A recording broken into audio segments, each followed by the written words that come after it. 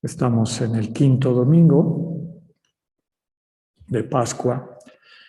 Hoy el tema central es el Evangelio con el relato de este discurso de despedida del Señor después de la última cena, en que se presenta a nosotros como la vid y nos invita a ser sarmientos, siempre unidos a Él.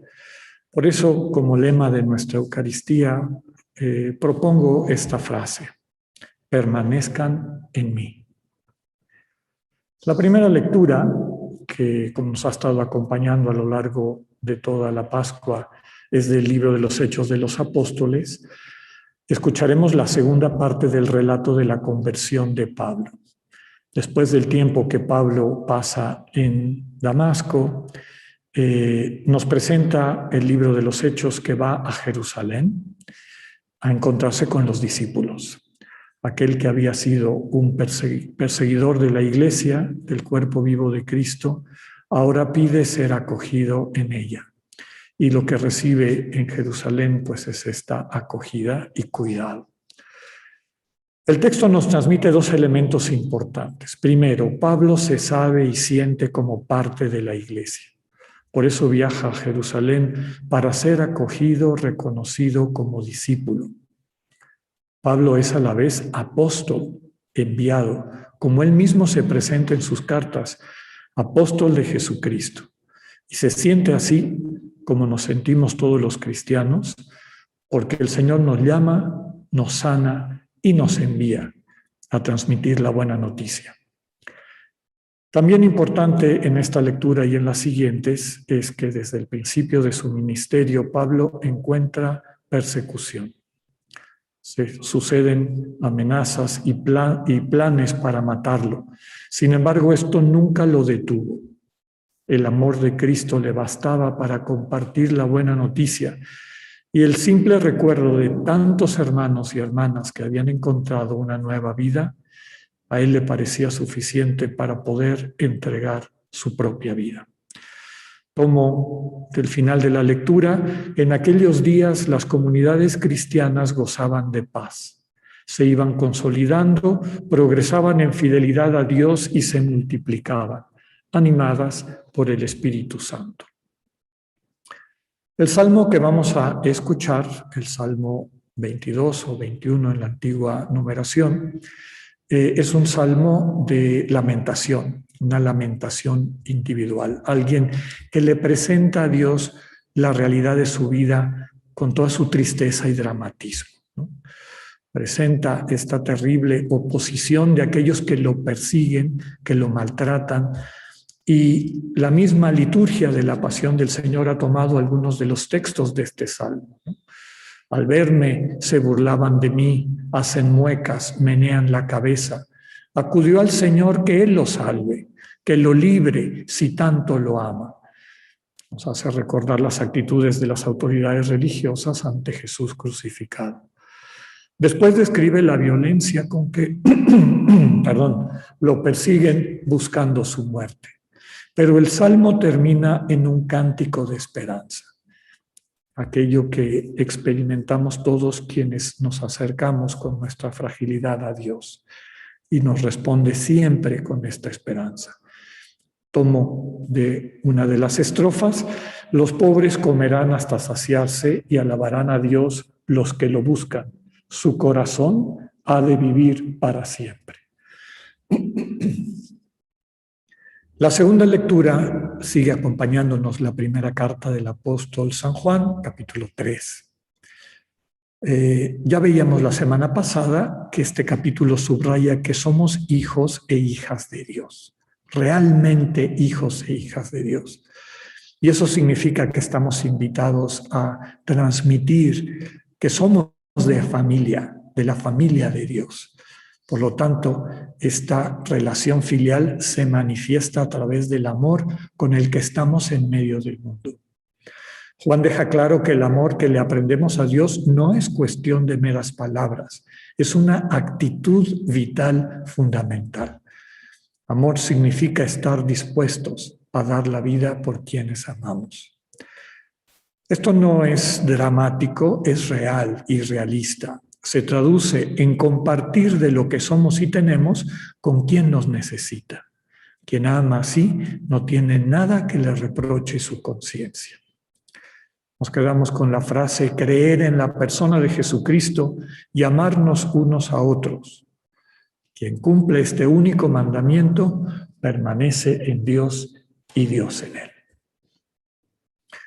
En el Evangelio de San Juan, estamos en este capítulo 15, parte del discurso de despedida del Señor después de la última cena, en el que se presenta como la verdadera vid. Y esto quiere decir que hay otras vid falsas.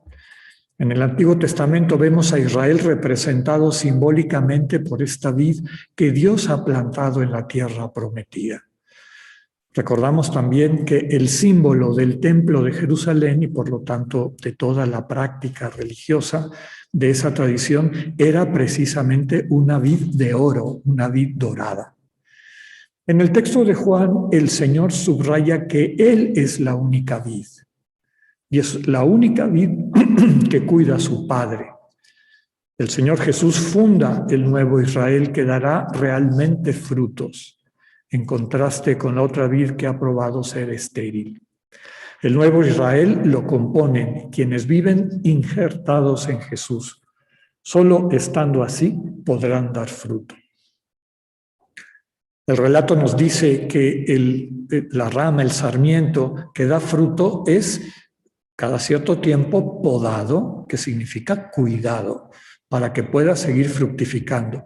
Esta práctica hortícola de cortar la punta de las ramas y los arbustos de manera correcta, va permitiendo que crezcan sanos y robustos, que no se adelgacen hasta enfermarse.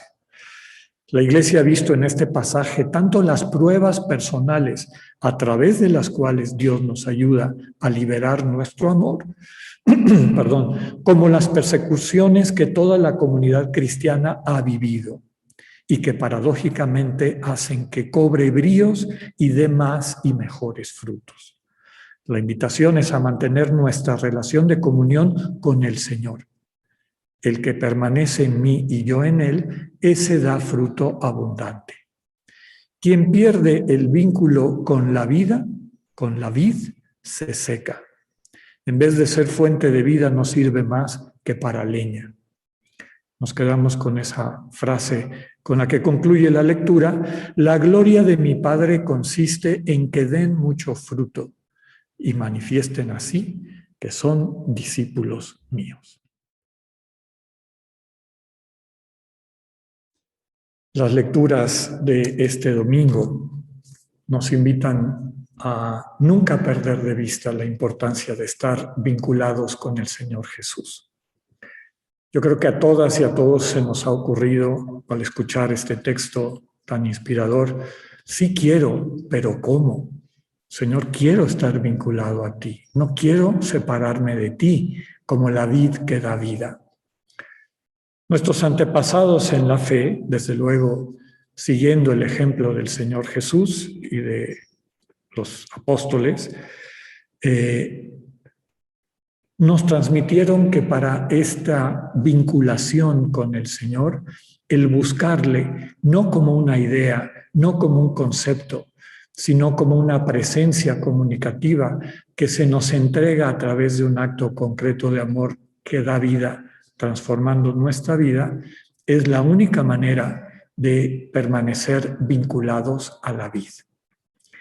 Dicho de manera muy práctica, es el tiempo que pasas en intimidad, es decir, en cercanía con Dios, ya sea como comunidad, lo que estamos viviendo ahorita, y también de forma personal, de forma individual. Estar vinculados a la vid es tener un momento cada día, de tus días, para contarle al Señor tu vida, para expresar lo que tienes en tu corazón, para compartir con Él tus alegrías, tus anhelos, tus deseos, también tus temores, tus dudas, tus molestias, todos tus sentimientos. Hay una serie de sentimientos en el corazón de todas y todos nosotros que no sabemos cómo manejar, que a lo mejor el entorno nos los refleja como negativos, como que es mejor que ni les hagas caso, que no los tomes en cuenta.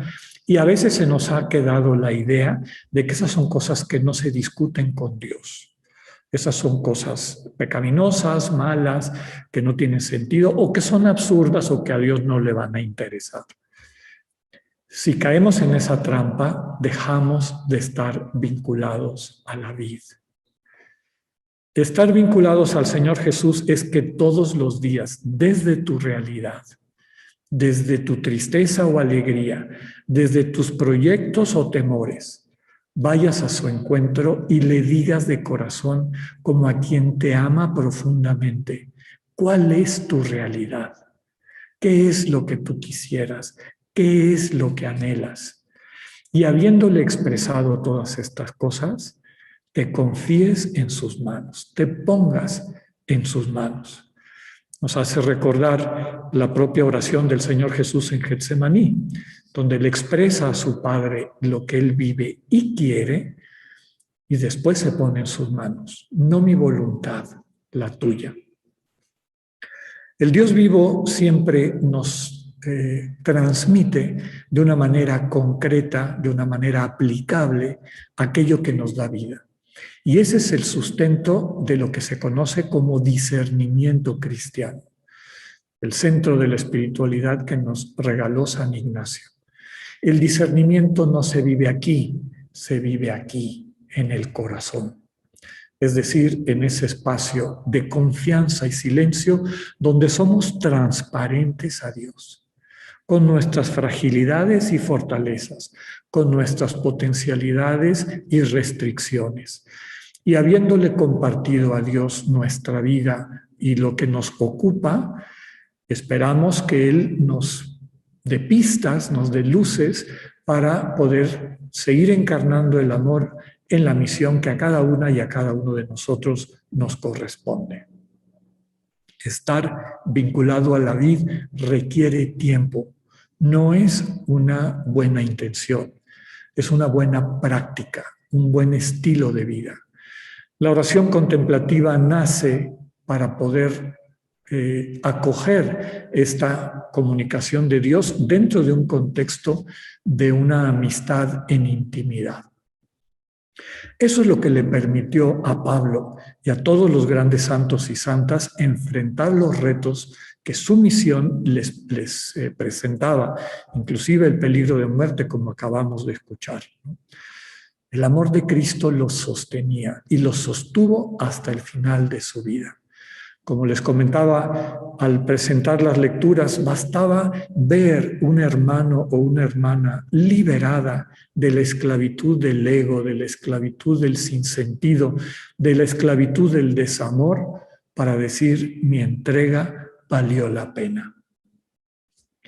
Vamos a pedirle al Señor en este domingo que nunca perdamos nuestro contacto con la vid, que no se nos olvide que esto no es cuestión de intenciones, sino de acciones, básicamente del tiempo dedicado a escuchar en nuestro interior, compartir nuestra vida y escuchar en nuestro interior las palabras de vida que el Señor nos transmite, y desde luego que esas palabras que escuchamos y discernimos vayan siendo convertidas en acciones, en bendiciones, en una manera de estar en el concreto de nuestro mundo.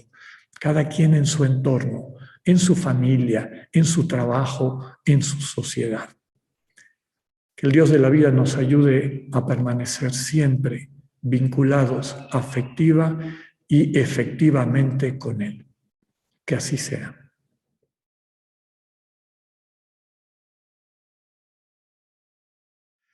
Nuevamente, gracias por ser comunidad, gracias por aceptar la convocación de Cristo a ser iglesia, a ser asamblea. Que el Señor nos bendiga y que no nos olvidemos de la importancia de estar injertados en Cristo. Nuestra vida concreta, cada día entregada al Señor en nuestro espacio de oración, es decir, de conversación, de comunión, de encuentro con Él. Que así sea. Dios con ustedes.